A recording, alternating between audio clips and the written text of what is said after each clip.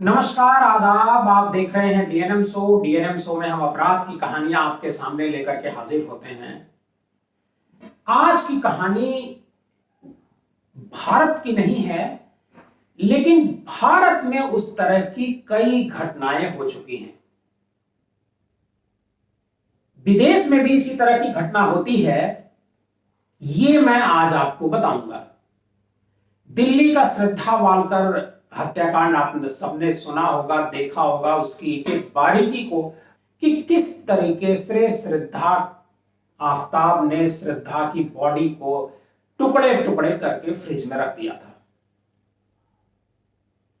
उसे एक एक करके बाहर ले जाकर के फेंकता था। लेकिन चीन में एक घटना इसी तरह की हुई। वहां की एक मशहूर मॉडल का मर्डर किया गया और मर्डर करने के बाद उसकी बॉडी को आरी से काटा गया और उसे फ्रिज में छिपा दिया गया। कहानी की शुरुआत होती है 21 फरवरी को, इसी 21 फरवरी 2023 को। 21 फरवरी को पुलिस के पास एक शिकायत पहुंचती है, चीन पुलिस के पास, कि 28 साल की एक मॉडल है एबी चोई, वो लापता है और उनका कोई खबर नहीं लग रही है।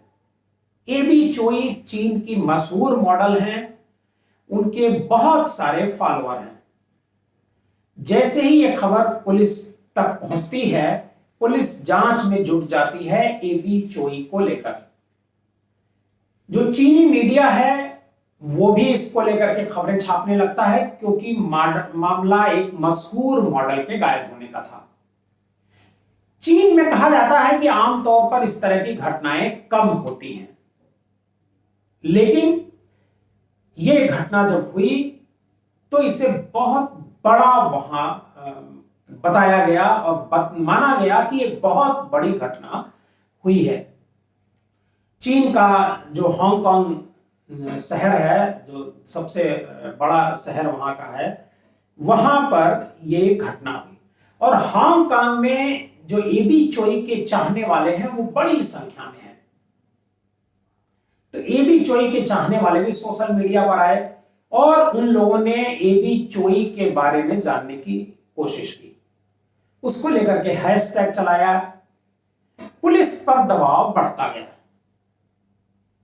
चीन की जो पुलिस है उसे कोई खबर नहीं मिल रही थी कि आखिर एबी चोई कहां गई है।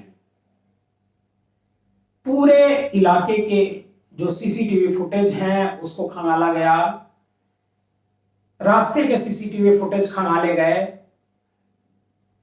एबी चोई की कॉल डिटेल को भी खंगाला गया। तभी एक सूचना पुलिस को मिली। पुलिस को खबर मिली कि एबी चोई ताइपो जिले के एक घर के आसपास नजर आई थी। यही उनकी आखिरी लोकेशन थी। इसके बाद वो कहां गई कुछ पता नहीं है। पुलिस का जमावड़ा उस इलाके में हो जाता है और पुलिस उस इलाके के एक घर में दबिश देती है।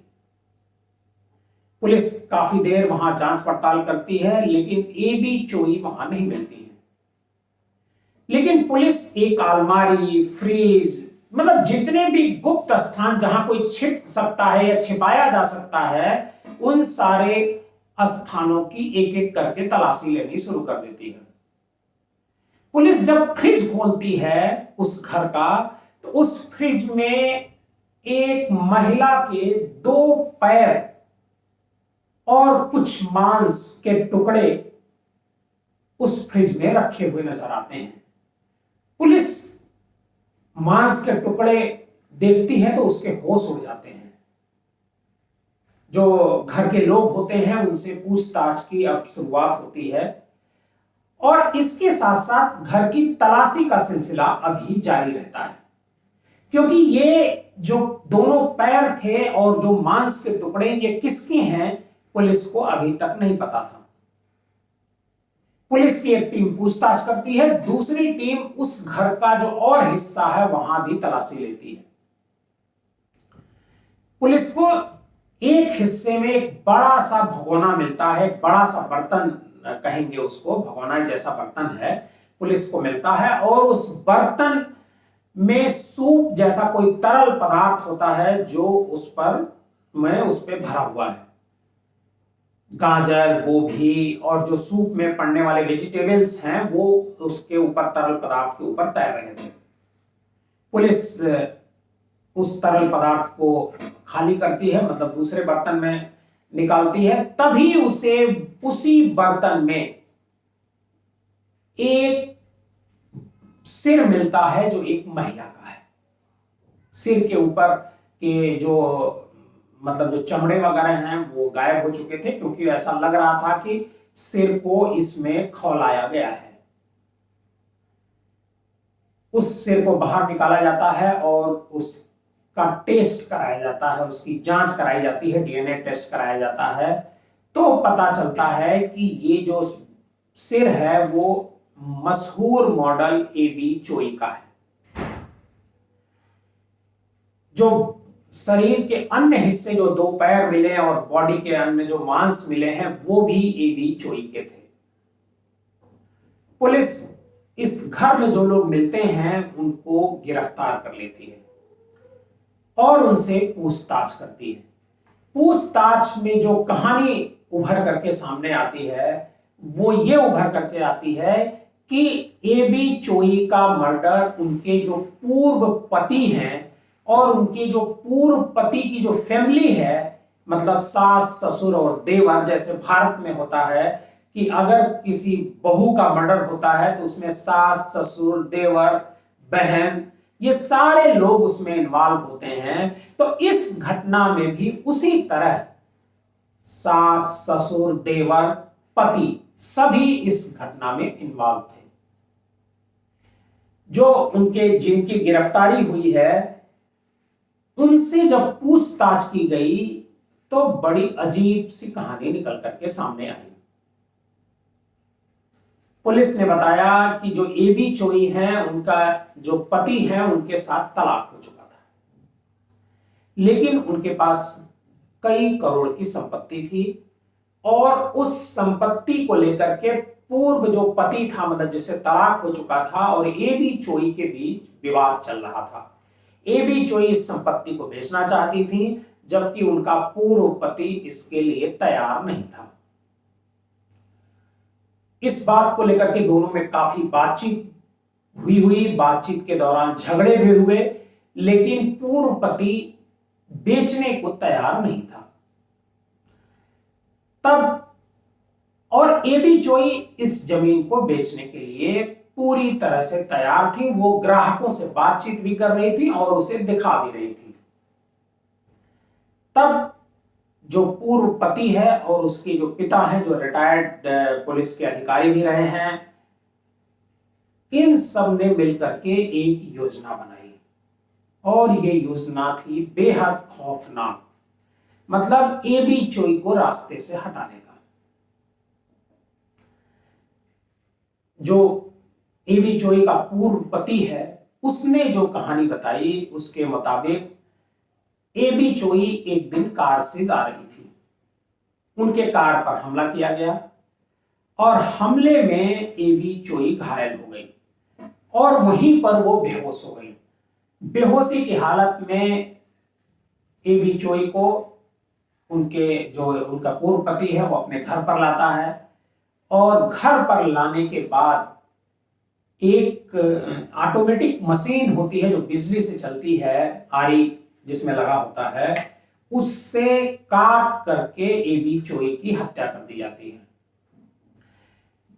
एबी चोई जो मशहूर मॉडल रही हैं, उनकी मौत के बाद उनके शरीर के कई टुकड़े कर दिए जाते हैं।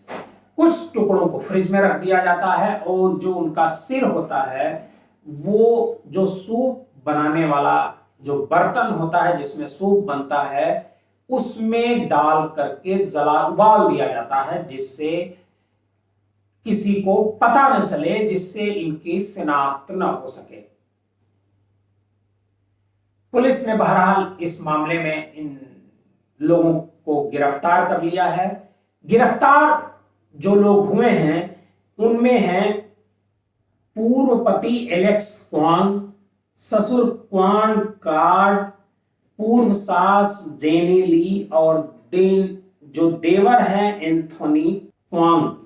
जेनी को सबूत मिटाने के आरोप में गिरफ्तार किया गया है और बाकी सारे लोगों को एबी चोई की हत्या और उनकी हत्या की योजना बनाने के मामले में गिरफ्तार किया गया है। बताया गया है कि जो एबी चोई का जो पूर्व ससुर था, जो क्वांग कार्ड, ये पुलिस का एक बड़ा अधिकारी रहा है, चीन पुलिस का, और 2001 में उसे मेडल भी मिला था। बट महिला के साथ उत्पीड़न, यौन उत्पीड़न के आरोप में उसे 2005 में नौकरी से हटा दिया गया था। तब से वो अपने घर पर ही रह रहा था। बताया जाता है कि इस जो घटना हुई है, एबी चोई का जो मर्डर हुआ है, इस मर्डर का जो मास्टरमाइंड है वो क्वांग कार्ड ही है।